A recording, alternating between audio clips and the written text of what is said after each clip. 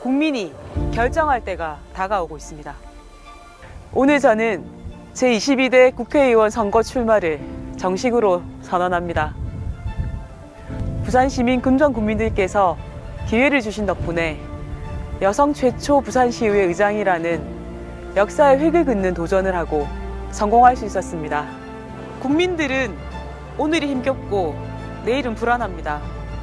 외교 실패로 중국 수출길이 막혀서 발만 동동 구르고 있는 중소기업이 그랬고, 일자리를 찾아서 낯선 서울에서 버텨야 하는 지방의 청년들이 그랬고, 구명조끼조차 없이 급류에 떠밀린 최선병이 그랬고, 반지하로 쏟아지는 빗물에 갇혀 살려달라는 소리조차 지르지 못한 이웃들이 그랬고, 하루하루 버티기 힘들어 가족들과 함께 생을 마감한 가장들이 그랬습니다.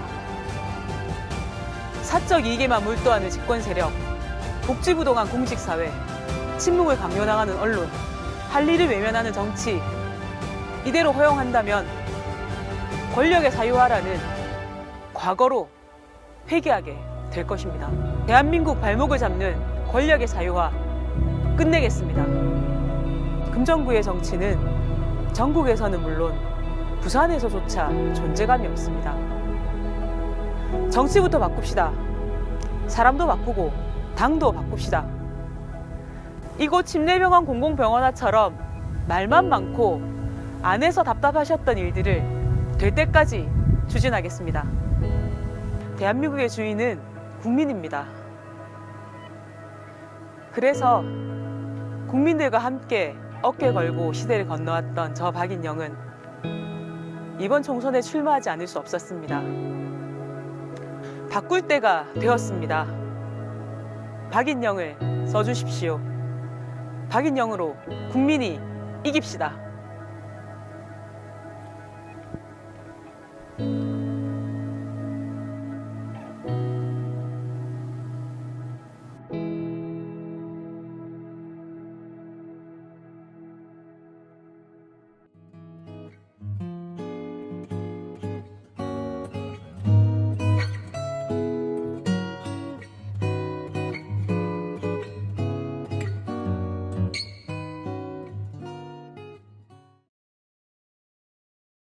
네, 여러분 안녕하십니까. 민주당의 승리를 위해서, 진보 세력 또는 시민 세력들의 승리를 위해서 열세 지역과 어려운 험지에서 자신의 역할을 다하고 있는 후보들을 만나보는 압박 면접 9번째 시간. 오늘은 부산의 금정구에 예비후보 등록을 하신 박인영 후보를 모셨습니다. 먼저 인사 부탁드릴게요.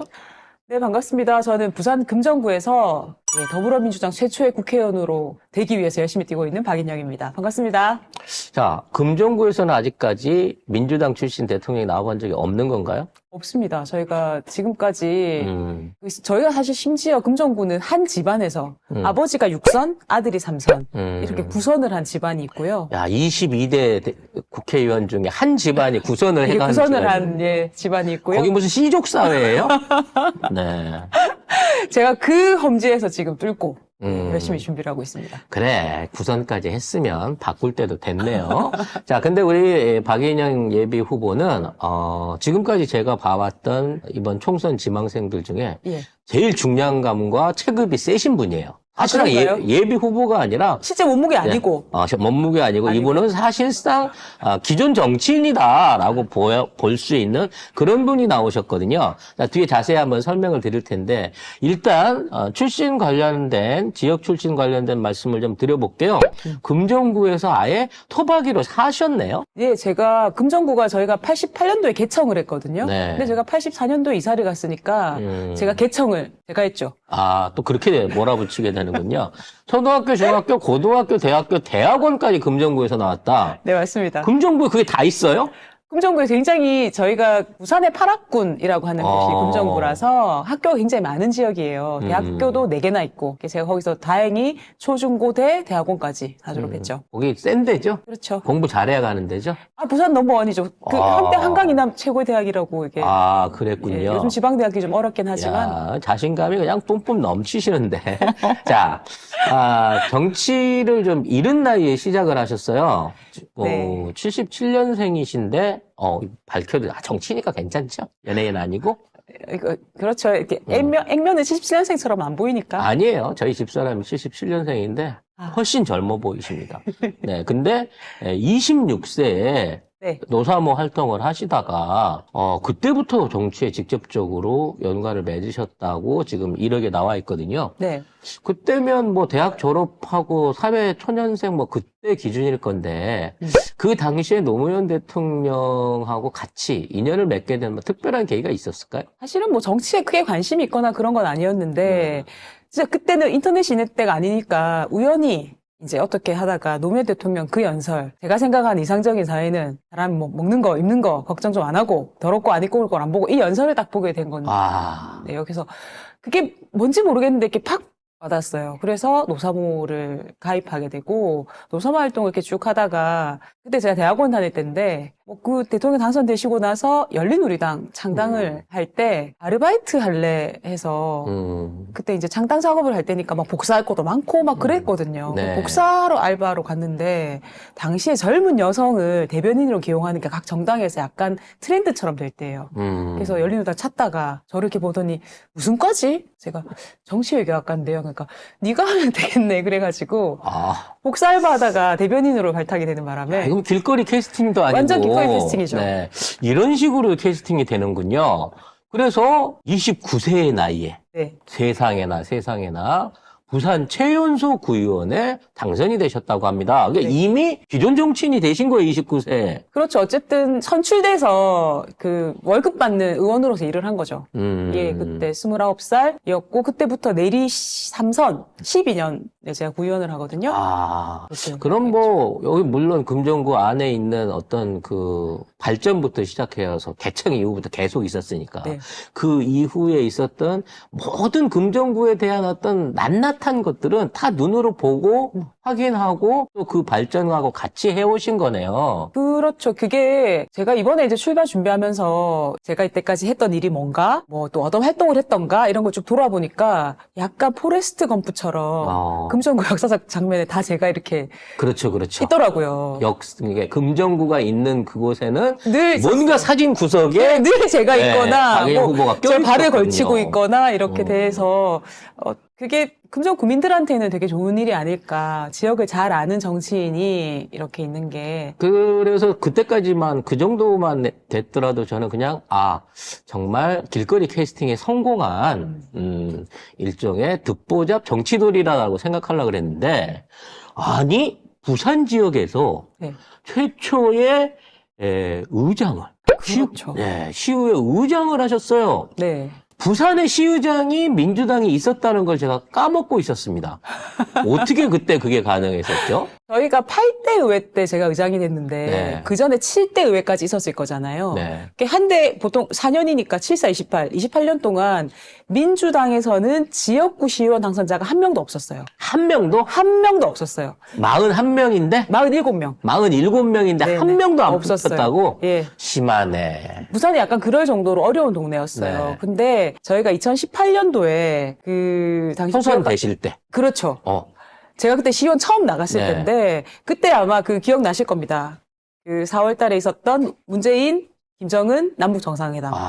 그 바람을 타고 그 지방선거에서 굉장히 민주당이 선전을 했습니다. 네. 그래서 그때 저희가 시의원 41명, 부산시의원 당선했거든요. 47명 중에? 네. 41명. 예, 그래서 제가 그때 초선이었는데도 불구하고 41살이었는데 시의회의장으로 되는 영광을 아니 그런 식으로 가졌죠. 따져놓고 보면 부산도 아예 그렇게 뭐 어디 특정 지역을 뭐 대구 같은 쪽을 비교하지는 않겠습니다만 말뚝만 꽂아주면 무조건 뭐 국진당 이거는 아니었던 것 같아요. 그때까지만 하더라도 정서라든지 이런 게. 이게 조금씩 변해왔던 것 같아요. 저희가 1997년도에 김대중 대통령께서 대통령 당선되실 때 득표했던 게 32만 표입니다. 그런데 부산 전체에서요? 부산 전체에서 부산 인구가 그 당시엔 400만. 근데 10%가 안 되네? 12%로 제가 기억을 합니다. 유권자들도 따지면 대비하면. 12%. 근데 2017년도에 문재인 대통령이 나오셨을 때 딱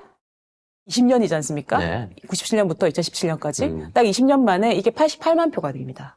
그래도 그래도 39%가 됐어요. 네. 그래도 39% 됐어요. 그리고 나서 그 꾸준히 한 번도 이렇게 백스텝 하는 일 없이 꾸준히 이렇게 민주당 지지세가 확장돼서 지금은 안정적 40%, 45%라고 보시면 될 것 그럼 같아요. 사실 뭐 저쪽 애들은 꽂으면 그냥 되는 자리로 TK, PK를 얘기하고 있지만 이 부산 안에서 어느 정도 민주당에 대한 어떤 그 뭐 정치적 기반이라 그럴까요? 지지세는 존재한다고 봐도 되는 거 아닐까요? 저는 존재한다고 보고 이게 그런 게 있어요. 부산에서 민주당이 남의 편 갔다가 이제 우리 식구까지는 된 것 같아요. 그러니까 완전 남의 편. 어디 뭐 아니고 이 친구들도 우리랑 같이 부산에 살아가는 우리 편까지는 됐어요. 그래서 이제 사실은 아까 말씀드린 대로 지방선거 때 47석 중에 41석을 독식할 수 있을 만큼의 어떠한 그 지지를 받았다고 하면 사실은 좀 그 지지세가 좀 유지가 됐어야 되는데 그렇죠. 그거를 이제 그 오모 씨 그 어떤 그 사건으로 인해 가지고 네. 이거를 이제 말아먹었단 말이에요. 그러면 참패를 했어요. 결과적으로 따져놓고 보면 일종의 부산 민심의 심판을 받았다고 해야 되는데 네. 자, 그 이후에 다시 이 민주당의 지지세를 가지고 올 만한 뭐 여러 가지 여건들이 있었을 것 같아요. 자, 현재 부산 내에서 이제 뭐 여러 가지 현안이 있지 않습니까? 오염수 문제도 있고 엑스포 실패도 있고 네. 메가시티 뭐 무산도 있고 네. 여러 가지 지금 현 정권이 하고 있는 실정들이 사실은 이제 역으로 심판받아야 될 구도를 만들어가기 딱 좋은 분위기란 말이에요. 네. 지금 그와 관련해서 현재 부산의 민심은 전체적으로 어떻게 보세요? 금정을 포함해서. 저는 이게 다녀보면 제가 제 선거를 포함해서 선거를 부산에서 한 17번 정도 치렀는데요. 제 선거도 제 이름 걸고 치른 선거만 해도 한 4번 되니까요. 근데 이런 분위기는 처음인 것 같아요. 이게 기름이 이렇게 증기로 만들어지면서 유증이 꽉 찬 분위기예요. 불만 붙이면 터지는 거예요. 불만 붙이면 터지는. 근데 다만 잘못하면 창문을 열어버리면 환기도 될 수 있어요. 그 기로에 서 있다. 진짜 유승이 꽉 차면 이게 다들 부글부글부글 하는 게 느껴지거든요. 그런데 이 불을 땡길 것이냐 안 땡길 것이냐는 사실은 민주당 손에 키가 있다라고 생각을 하죠. 결국은 그 키라고 말할 수 있는 거는 지역 주민들이 인정할 수 있는 네. 공천 혁신이 아닐까라는 생각이 들거든요. 맞습니다.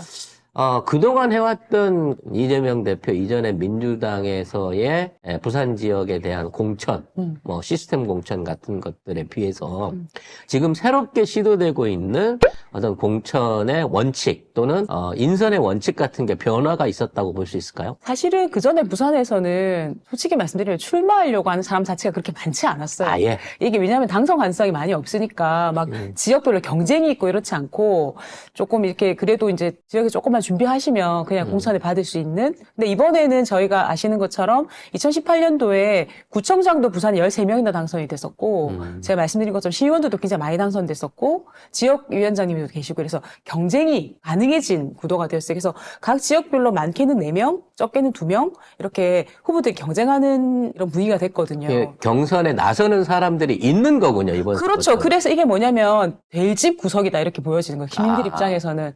그러니까 한 명밖에 없어서 그냥 내나 뭐 안 되나 계속 한 사람만 나오면 그래 그런갑다 할 텐데 저기도 뭐가 될라나 왜 사람들이 모이지? 그리고 그 모이는 사람들이 몇 명이 또 나쁘지 않아. 전직 구청장 했거나 적어도 시의회에서 뭐 상임위원장 정도에서 운영을 해봤거나 아니면 청와대에서 뭐 행정관이라도 하고 내려왔거나 이런 분들이 굉장히 많이 인재풀이 풍부해졌기 때문에 그것도 저는 굉장히 좋은 시그널인 것 같아요. 이제 말씀을 드리다가 이제 자랑할 기회를 좀 드려야 되는데, 최연소 의원이기도 하시면서 첫 임기부터 의장을 맡으셨고, 네. 3선을 하셨기 때문에, 부산 지역 안에서 사실 나름대로 상당한 업적을 쌓으셨단 말이에요. 말씀 들어보니까 뭐 무상급식도 성사시키셨고, 수학여행비 지원이라든지, 뭐 무상교육, 뭐 병원 공공화, 장내병원 공공화 등등, 침례병원 공공화 등등 굉장히 많은 업적들을 실제 쌓으셨는데 네. 이거 박인영 후보가 한 건 줄 지역 주민들이 다 알고 계신가? 그게 좀 안타까운 일인데 제가 프레카드 좀 많이 거시지. 그렇죠. 네. 프레카드 많이 걸었어야 했는데 미처 그거 하기 전에 이렇게 오보던 시장이 이렇게 사고를 치시는 바람에 이게 다 잊혀져 버렸군요. 그렇죠. 다 묻힌 그 게 있죠. 많은 업적들이 그렇죠. 12년의 업적이. 예, 그게 특히 이제 시의회 의장을 하면서 부산시에 묵은 과제들이 있었어요. 부산시가 계속 한 당만 시장, 구청장, 시의원이 다 하다 보니까 해야 되는데 못했다. 특히 무상급식. 전국 다른 시도가 다 하는데 고등학교 무상급식을 부산만 못했어. 부산 애들만 돈 내고 밥 먹는. 그래서 저희가 되자마자 사실은 거의 6개월 만에 무상급식 바로 해치웠거든요. 무상급식 하고 나서 수학여행비 지원, 교복 지원, 수업료 지원. 그래서 무상교육 시리즈를 거의 1년 조금 남짓 만에 다 완성을 해버렸어요. 그렇다고 해서 뭐 부산이 이 경제가 어려워져서 재정이 빵꾸 났다든지 그것 때문에 시 운영이 어려워져서 그런 거 없었잖아요. 그런 거 없어. 실제로 돈이 그렇게 많이 들지 않고 네. 그리고 저희가 들어가서 쓸데없는 돈을 많이 줄였기 때문에 충분히 가능한 일이었거든요. 그래서 이게 제대로 이제 흔히 말하면 제정신을 가지고 의지를 가지고 있는 사람이 권력을 잡으면 얼마나 많은 일을 얼마나 빠른 속도로 해치울 수 있는가를 제가 좀 경험했거든요. 사실 저도 좀 참 안타까운 게 해운대구에 사시는 주민들이 그 안전급식 조례를 통과시키기 위해서 준비를 하고 있는데 네. 국진당 시의원들이 그거를 통과를 안 시켜줘가지고 딱 동수라 그러더라고요. 네. 예. 그래서 아직까지 몇 개월째 그게 표류되고 있다. 지금 오염수 문제 이런 것들 때문에 먹거리에 대한 안전성에 대한 그 걱정들이 커져가고 있고 특히나 부산 지역은 그게 더 커질 건데 맞습니다. 아이들을 위해서 안전급식을 위한 조례를 하자라고 하는데 이거 정치 논리다 그래갖고 못하게 하고 거기 관련돼서 규탄대회 하자 그러면 장사 못하니까 이거 한다고 하고 막 이런 얘기들이 나온단 말이에요. 그런 얘기 들으면 부산은 아직 가능성 없는 동네인가라는 걱정도 좀 된단 말이죠. 자, 이런 양면성을 갖고 있는 부산에서 이 민주당 후보들이 약진하고 지금 있는 그 시민들한테 뭔가 선택을 받으려면 어떤 각오로 선거운동에 임하셔야 될까요? 본인을 포함해가지고. 저는 첫 번째로는 부산에서는 민주당을 찍어줘도 당선이 잘 안 되니까 내가 찍어준 후보가 떨어지고 또 찍어주면 또 떨어지고 이렇게 하니까 유권자들 실망이 클 수밖에 없는데 부산 지역 유권자들이 그래 실망해서 나 안 찍으려는 하는 게 아니에요. 제가 아까 32만이 88만이었다 말씀드렸잖아요. 이분들이 스스로 약간 진화해요. 이분들은 막 단체에 소속돼 있거나 이런 게 아닌데 때가 되면 자기들이 유튜브 찾아보고 논리 개발하고 어떻게 말하면 이게 윤석열 심판을 좀 잘 말할 수 있을까? 또 어떻게 하면 이재명 후보 찍어달라고 이렇게 좀 잘 설득할 수 있을까? 자기 돈으로 술 사주고 커피 쿠폰도 보내고 이렇게 하면서 하는 그 진짜 지지자들이 많거든요. 이게 지지자들이 많이 패배하다 보니까 본인들이 이제 이기고 싶어서 방법을 찾는. 그래서 저는 이분들하고 민주당이 하나가 이렇게 탁 뭉쳐서 하면 될 거라고 생각해요. 당 따로 지지자 따로 하지 말고 이분들이 선거를 내 선거라고 생각할 수 있게 만드는 게 굉장히 중요하다. 그 지지자들하고 적극적으로 결합하고 커뮤니케이션을 가지면 하고 그분들은 도와줄 준비가 돼 있는 분이라는 거죠. 그렇죠. 그게 꽉 차 있거든요, 지금. 사실 이제 저도 개인적으로 부산에 대한 특별한 애착을 갖고 있는 부분이 사실 이제 저는 전라도 출신이기도 하고 서울서 이제 대부분 절반 이상을 살아갔지만, 저희 큰 집이 진영이에요. 김해 옆에. 아, 네. 그리고 저희 친척들이 다 그쪽에 다 살아요. 두 분들이 다 원래 전라도 사람들이 있어. 지금 부산에 가 있는 사람들 중에요. 네. 최소 20, 30%는 예전에 전라도에 살던 사람들. 맞습니다. 그러니까 부산은 어떻게 보면 경상도 사람들이 모여있는 집성촌이 아니고요. 네. 서울 못지않게 다양한 지역 출신들이 모여있는 도시라는 거죠. 그게 왜 그러냐면 저희가 1960년대, 70년대만 하더라도 부산이 대한민국 경제를 주도한다고 할 정도로 부산에 있는 신발 산업이라든지 예를 들면 피혁 산업이라든지 목재라든지 이런 것들이 대한민국 경제 전체를 이끌 정도였거든요. 그래서 그 일자리 때문에 전국에 있는 많은 분들이 모인 거예요. 그렇기 때문에 부산에서는 사실은 굉장히 많으세요. 전라도 분들도 많으시고 충청도 분들도 많으시고 굉장히 많이. 그래서 이런 분들은요, 어떤 우리가 남이가 이 논리보다는 실리적인 쪽에 훨씬 더 잘 움직인다는 거지. 네. 윤석열 정권이든 또는 다른 정권이 들어서든 공약에 대한 부분, 부산 발전을 위해서 뭔가 내놓을 수 있는 확실한 약속과 그 약속이 지켜지면 언제나 미련을 표를 주지만 아니면 바로 단죄할 수 있는 그러한 성격들을 가지신 분들이란 말이에요.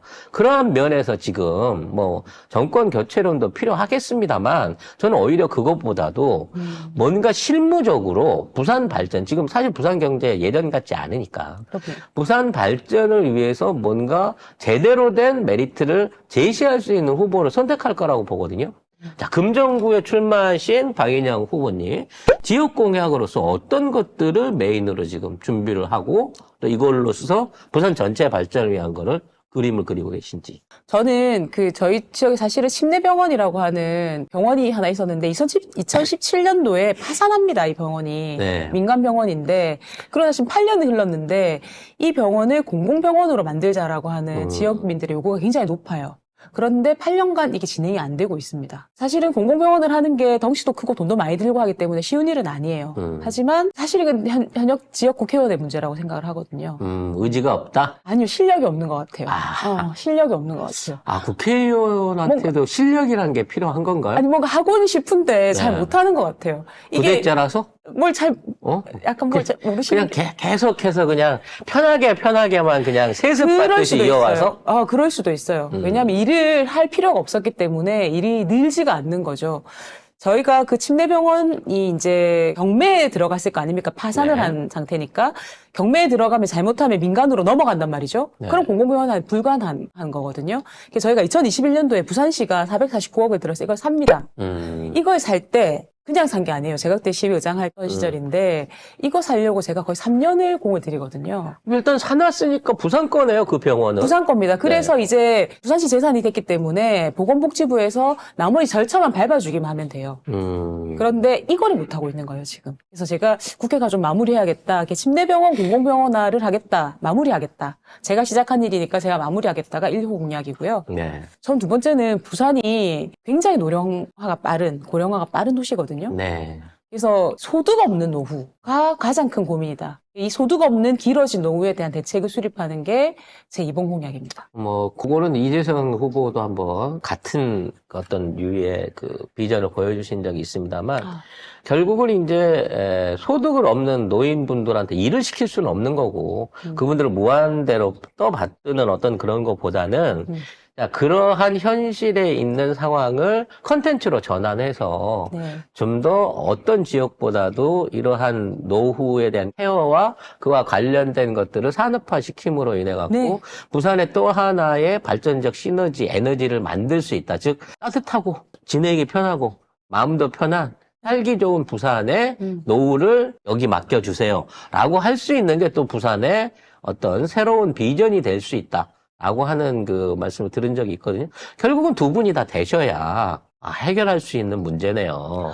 제가 꼭 당선되고 우리 이 후보님 꼭 당선되셔서 저희가 이 아젠다를 가지고 국회 가서 부산의 새로운 비전, 부산이 노인과 바다라고 할 정도로 노인구가 많다라고 하는 자조 섞인 얘기가 많아요. 근데 그거를 반대로 생각하면 노인들이 살기 좋은 도시로 만들어서 이분들을 하나의 또 새로운 노동력으로 볼 수도 있는 것이고 새로운 산업, 그러니까 소비자로도 볼 수 있는 그렇죠. 것이고. 새로운 소비 시장의 중심으로서 그렇죠. 또는 소비를 이끌어가는 컨텐츠로서 또는 이와 같은 복지 사업 내지는 노후 케어에 대한 것들이 이 새로운 산업군으로 형성될 수 있고 네. 그로 인해서 그 노인분들을 케어하는 과정 중에 지역 경제를 살아낼 수 있는 취업이라든지 어떤 경제 수준을 올릴 수 있는 방안을 만들어서 문제를 오히려 자산으로 전환할 수 있는 인식과 그에 대한 걸 할 수 있는 어떤 추진력이 필요하다는 것이죠. 그렇죠. 그런 발상의 면에서, 전환. 네.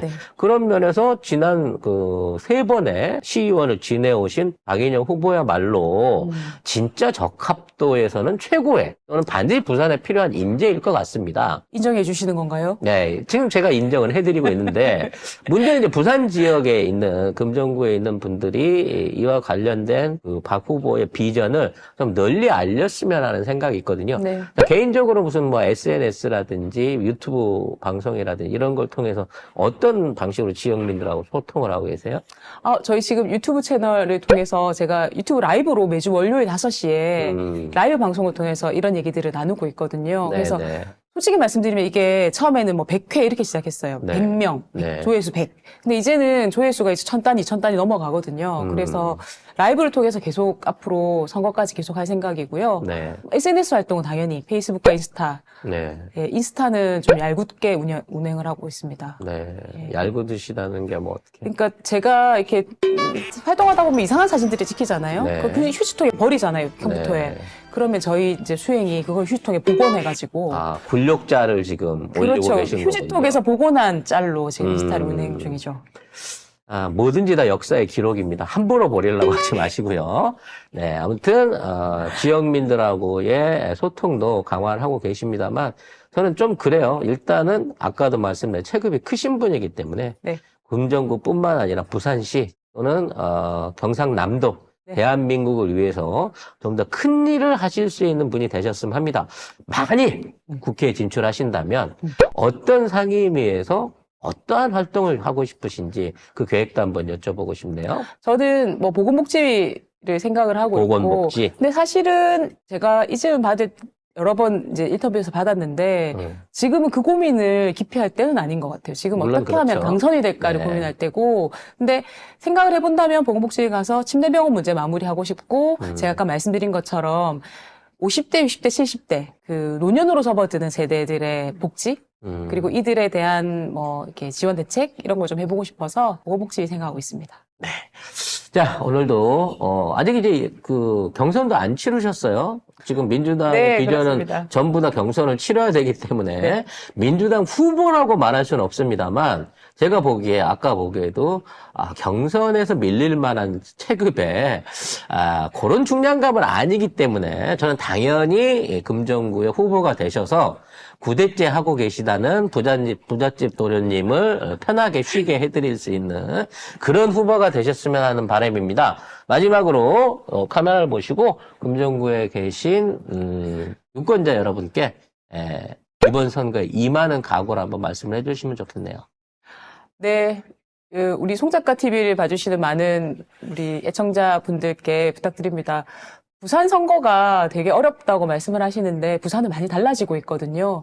부산은 더 이상 험지가 아니고 격전지입니다. 그래서 전국에 계시는 우리 많은 분들께서 부산에도 관심을 가지고 부산 선거 응원해 주시고 부산이 바뀌어야 대한민국이 바뀐다라고 응원해 주시면 좋겠습니다. 그리고 우리 사랑하는 금정구민 여러분, 금정구도 이제 국회의원 한번 바꿀 때가 됐습니다. 제가 한번 해보겠습니다. 저 박인영과 함께 금정구도 바꾸고 대한민국 정치도 바꿔봅시다. 화이팅! 네. 자, 저도 계속 부산 관련된 우리 예비 후보들을 만나보고 있습니다만, 부산에서의 승리는요, 2배의 승리죠. 그렇죠. 그리고 부산에서의 변화가 우리나라 전체의 현재 기울어진 운동장 안에서 편향되어 있는 보수 정치를 몰아내고 진정한 보수와 새로운 진보의 정치 구도를 만들어낼 수 있는 시발점이 될 수 있는 지역이 저는 부산이라고 생각합니다. 더더욱 저는 부산을 애정하는 사람이고 부산을 위해 활동하고 있는 송작가 TV이기 때문에 앞으로도 박인영 후보의 발자취를 쫓아서 자주 이런 기회로 이제 경선 들어가고 본선 들어갔을 때 더 많은 후보들과 함께 부산 발전을 위한 이런 토론회를, 이런 방송을 더 할 수 있기를 기대하겠습니다. 선전하시고 꼭 승리하시기 바라겠습니다. 감사합니다. 국회의원이 되어서 다시 뵙겠습니다. 고맙습니다. 네, 감사합니다. 고맙습니다. 대한민국의 주인은 국민입니다. 그래서 국민들과 함께 어깨 걸고 시대를 건너왔던 저 박인영은 이번 총선에 출마하지 않을 수 없었습니다. 바꿀 때가 되었습니다. 박인영을 써주십시오. 박인영으로